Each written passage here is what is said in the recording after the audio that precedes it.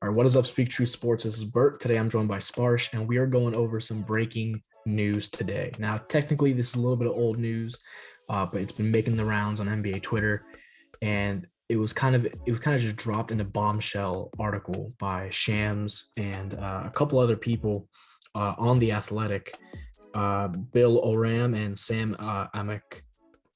They kind of dropped an article today talking about just recruiting and the Lakers trying to recruit players today, and like kind of what happened behind the scenes of all that. And so the most noticeable bombshell in this article is about Russell Westbrook basically asking Bradley Beal to leave the Wizards. Wow. Yeah. It's just he was only there for 1 year and now he's already trying to get him out. It's just, man, what are you trying to do to him? The guy's been so loyal to DC, and then you're just trying to get him out just because of that playoff performance by you. I don't know. You go ahead, Bert. Yeah, I don't know if you could tell, but I'm a Wizards fan. But so I got some feelings on this. But I also want to discuss a little bit of the article. I'm going to have the link to the article below. I highly recommend checking out the Athletic. It is a paywall to access their articles, but they have really, really excellent articles. I highly recommend the Athletic. So go check them out if you're very interested in that kind of stuff. But basically, kind of what they're talking about is that Russ really, really wanted to go to LA. And he had talked to LeBron James beforehand in his mansion in LA, and they were kind of talking about how they could make it work. We already knew that part of the story, that they had met beforehand and talked about making it work. So what happened was Russ kind of asked LeBron to ask his front office to try and make a move for Russ to get him on the Lakers. So Lakers and Wizards started talking, but it wasn't going anywhere because obviously the Wizards wanted to run it back with Westbrook and Beal, right? Any franchise would want to do that. They would want to keep Westbrook. And then what happened is that as he heard that the talks kind of came to a standstill, he started kind of getting anxious about it. And then he heard that a deal was being almost completed with the Kings to send Kuzma and Harrell there and pick up Buddy Hield. And then Russ and what happened was, quote unquote, that set Russ off. All he wanted by any means was to be a Laker. So then immediately he went to, well, not immediately. What he did was he kept telling, he talked to Beal, and he basically asked him to leave DC. Not leave with him to LA, but just to leave DC. So he wasn't even recruiting Beal to LA. They couldn't have done that anyways. They don't have the cap space for it. They would have to trade at least 8 or 9 players to make up the cap space, and that you just can't do that kind of deal. And Beal said, Beal he thought about it for a while, and then he said no. But Beal let Russ go to LA. He was like, "You're good. Like, do what you do." So Beal was like, "I'm cool with you going," and then like that's that. So after they had that conversation, immediately Russ went to Ted Leonsis, the owner of the Wizards, and he basically passionately requested that he be sent to the Lakers. And so eventually Ted talked to the GM, and they kind of got a deal working, and they worked something out. They got Russ to LA. So they did right by him. The biggest controversy in this, as we said before, is that Russ asked Beal to leave DC, and he wasn't even recruiting him. He just said, basically, you should probably leave DC. So, yeah, this is kind of a big issue of tampering in a sense, because LeBron literally, they also mentioned in the article, he didn't just invite Russ to his house. He invited DeMar DeRozan and a few other players and tried to basically recruit them to his team. The NBA just turns a blind eye whenever LeBron does this stuff, but not when everybody else does this stuff. But regardless, as a Wizards fan, I'm not mad at Russell Westbrook for wanting out. of DC. He was only there a year. He has no loyalty to the franchise. I understand, he wants to leave to LA. That's his home. I get it, Russ. You're cool going home.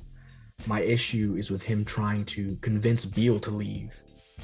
When they say this in the article, it's a quote, short of Beal showing a desire to also request a trade. Westbrook was also hopeful Beal would at least support his efforts to get out of LA. So Beal wasn't even talking about him wanting to leave DC, but Russ was kind of trying to convince him to leave. Look, just as a man, you got to let him make his own decisions, right? He said he was trying to convince him for weeks in this article, weeks leading up to the draft. He was trying to convince him to leave. And like I said earlier, they couldn't have gone to the same team unless they went to a team that was not in LA, and Russ wanted to go to LA. So this was literally Russ. I guess the Clippers. I don't know, man. Salary still wouldn't have worked there. But the thing is, he's just trying to get Beal to leave.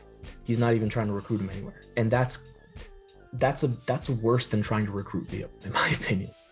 Just telling him leave. It sucks for the fans of DC. It sucks for the organization. It sucks for the NBA in general. I hate how people want loyalty, but then slander players who are loyal, but then also slander players who aren't loyal. It's like, you gotta pick a side. Do you want players to be loyal, which would overall be better for the game? Or do you want players to just join up and make two super teams because it's more entertaining to watch? That's such a stupid narrative. And honestly, it's just kind of a messed up thing for Westbrook to do, in my opinion. I see where he's coming from, where he's trying to help Beal, but let him make that decision on his own. Don't try to convince him for weeks to leave. If you want to leave, go ahead, right? Yeah, I agree with that as well. If you're gonna make a decision, even if it's not the best one, let Beal make his decision. We already know how much loyalty he has to DC. So this is something that means a lot to Bradley Beal, right? Especially in comparison to Russ, like we said, 1 year compared to pretty much his whole entire life in DC, right? And it's not just basketball. He has his family here. He has community roots here. He's set up for years and years and years. And he has his roots buried deep into DC. And I feel that, Russ should not have any sort of influence in that, especially because, Beal has so much going on in DC. And I know you have much more knowledge about this than I do. But when it comes to a decision like that, you better let a man make his own decision, because that's something that's something that can change your life, right? Especially when you got so much going on there. Now, going with the article, The Athletic, these guys are really reputable, and I definitely take their word 100% with this, especially with Shams. Shams, whenever he announces something, it's always something you got to take seriously. And another thing that I'm just sort of upset about is how this is sort of brought in really close to training camp and the season, because now what the narrative going into the season is not going to be around how the Wizards actually managed to develop a good supporting cast, but more so, is Bradley Beal going to stay? Is this going to be his last year? Is he going to request out later? Is he going to deal You've been dealing with that for 3 years. It's just gonna be a lot more prevalent now, because now there's even more substance to it, and I don't want this to sort of affect the locker room, because the Wizards got some good guys, man. They got Trez, they got Kuz, they got Spencer Dinwiddie. Spencer Dinwiddie is one of those guys that could easily drop 20 points a game, and that's what sucks, because we're not talking about how the Wizards could honestly be a team that could upset one of the powerhouses in the East. We're now the narrative is going to be when is Beal going to leave again? And it's just going to create this really bad vibe in the locker room and around the organization. I disagree that it creates a bad vibe in the locker room. If anything, I think it creates a better vibe because he stayed. He didn't let Westbrook convince him. Okay. I can see that. I just don't want it to be to the point where, they have a rough start and then those things start up again. If the Wizards can get off to a good start this season, then that would be something really great for them. But it's just that's just I just kind of hate how this is sort of taking precedence over how the Wizards actually managed to have a really good offseason instead. Yeah. And yeah, I just kind of want to shout out the Wizards for handling the organization for handling this well. I mean, they did right by Russ, even though he didn't do much by them except help take them to the playoffs. But I do want to shout out Russ as well, because if it wasn't for him, it's true we wouldn't have made the playoffs most likely. Now, would that have been the best for the organization? Maybe it would have been the best for us to just miss and get a higher draft pick. We could have gotten Moses Moody, who I really liked. But I mean, what happened. I'm not mad at Russ at all for leaving. Flowers to him. I wish him the best in LA. But I don't condone what he did right here. And if you're on the side of like Beal should just leave anyways, they're not going anywhere.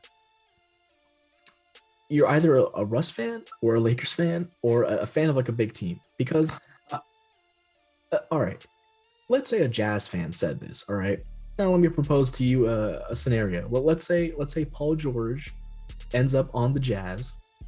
They make the playoffs. He does really bad in the first round, and they leave. And then that year, right after 1 year, he says, "I want out to Brooklyn." And then he also tries to convince Donovan Mitchell to leave. How would y'all feel about that? Same thing with Portland with Dame. I could even say the same thing probably about the Pistons with Cade. The Rockets with Jalen Green. People got to understand that, from a fan's perspective, it hurts. It hurts to sit there and hear about this stuff, hear about other people trying to get your guys out of your organization. It's like, should the Wizards rebuild? Maybe.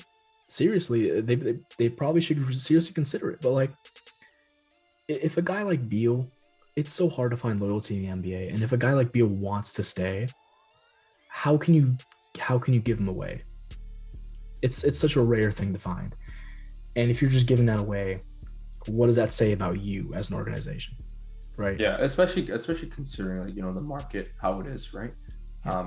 If Beal really wants to stay in DC, man, honestly, let him, because that's his decision, right? Unless they both eventually come to terms and agree to move on, right? Let the man make his decision, and if he wants to stay, let him stay, right? Because DC means a lot to him, and like you said, he has family, he has everything there. So it's not just the team, but it's more than that, right? It goes really deep. And I'm okay with, contrary to what I said though, I'm okay with Russ leaving too.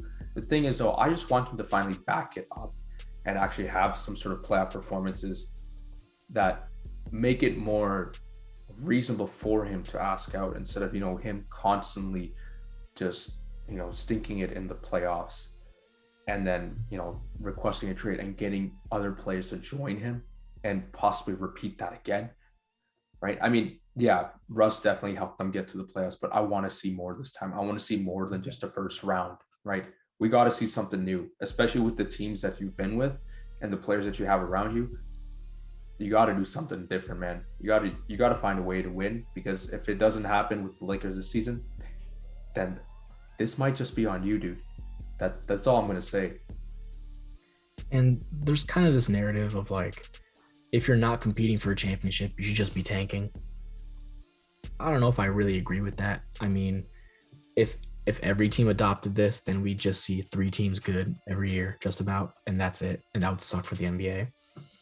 We wouldn't get upsets in the playoffs at all. We wouldn't. We rarely do, anyways. But we would not see any upsets in the playoffs, basically. And another thing is just that tanking is not guaranteed to work. Look at what the Sixers did for years. They gutted their team. They made themselves the worst team in the league for years and years and years on end. And look what they got out of it. They haven't even made conference finals yet. Haven't even made a conference finals.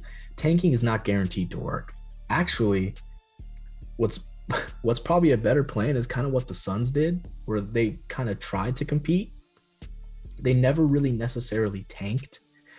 They got Devin Booker with the 13th pick, and then they kept trying to slowly build a winning culture around him. That's kind of more the path to go, as opposed to, fully blowing up your entire roster, kicking off everybody and just going, because it's really hard to take the team that you want to lose and just try to make them start winning. It's very hard to do that.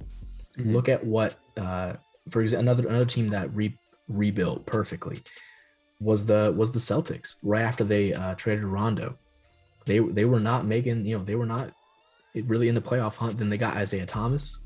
They started slowly building around him. They got all those picks from trading Paul Pierce and Kevin Garnett, who were old anyways. They fleeced the Nets. That's a whole different story. But they never really rebuilt fully. They kind of just retooled their roster. And they took the players that were on their bench and they kind of, helped develop them. And then eventually now they're a solid team. They haven't exactly, they've at least made conference finals. And if it wasn't for LeBron, they might have made a finals, So the Celtics did it right, I think. I think the Suns did it right.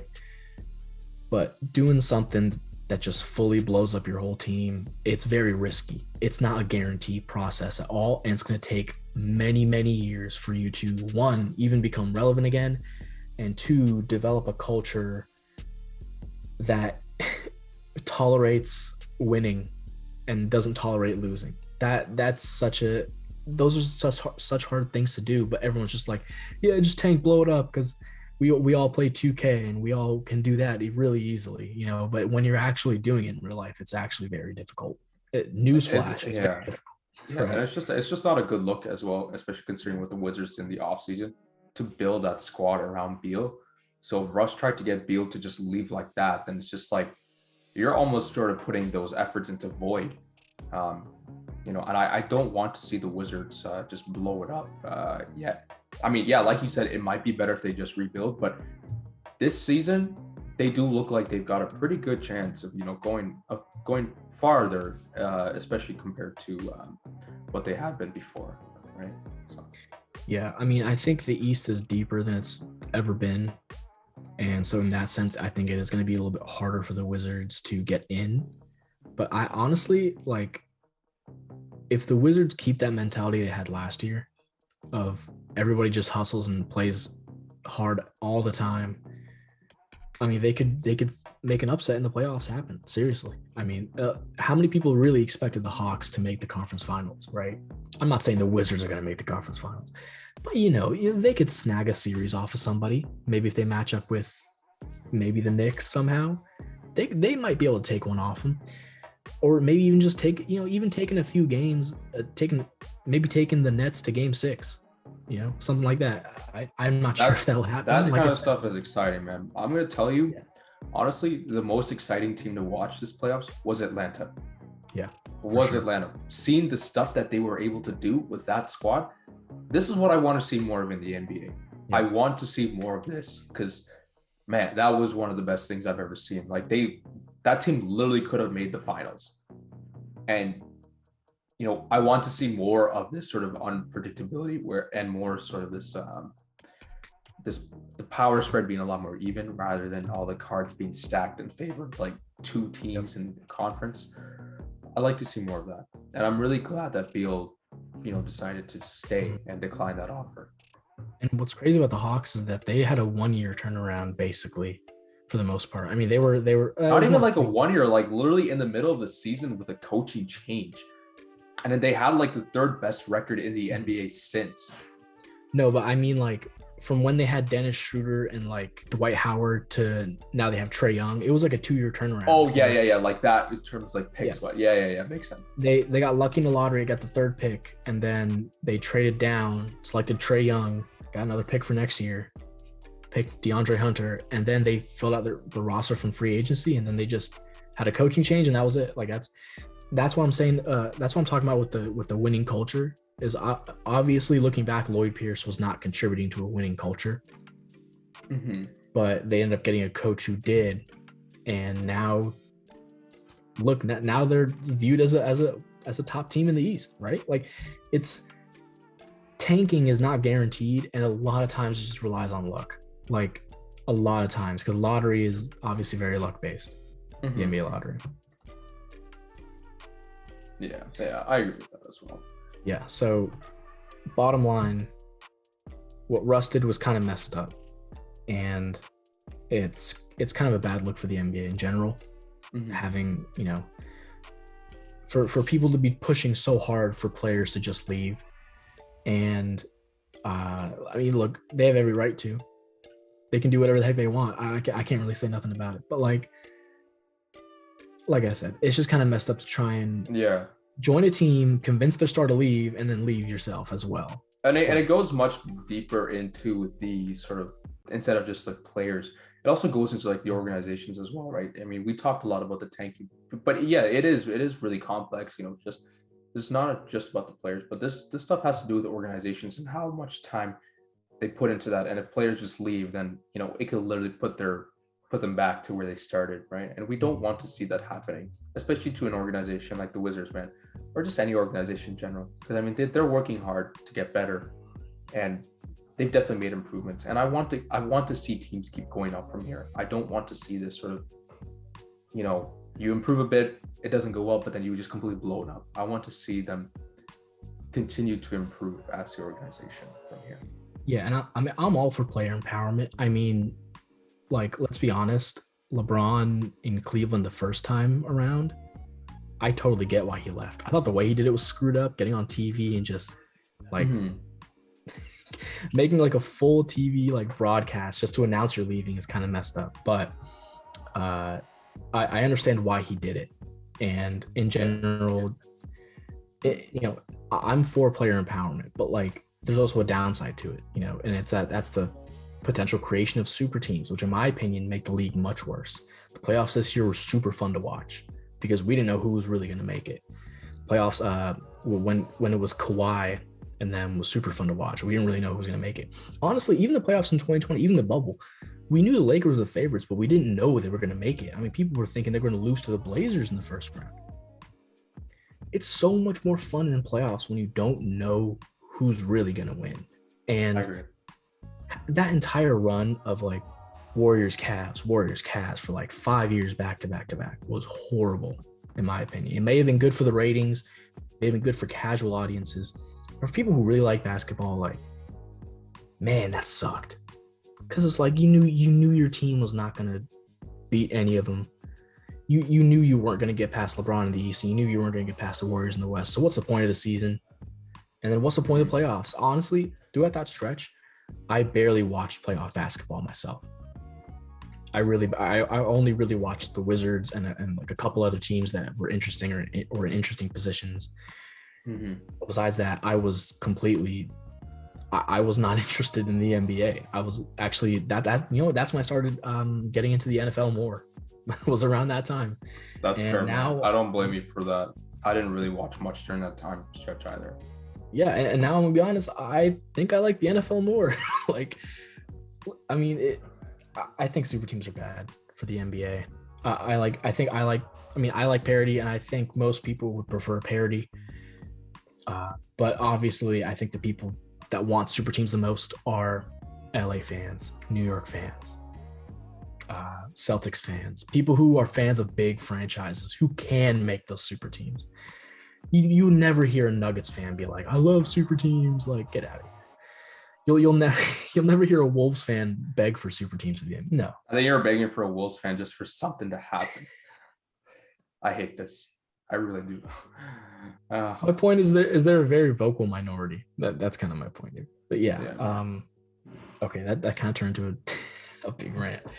Okay. Well, okay. If you've watched this far, please consider liking, subscribing, doing all that good stuff. We'd really appreciate it. I've been Bert. And I'm Sparsh. And we'll catch you guys next time. Thank you for tuning in. Speak to you. Take it easy.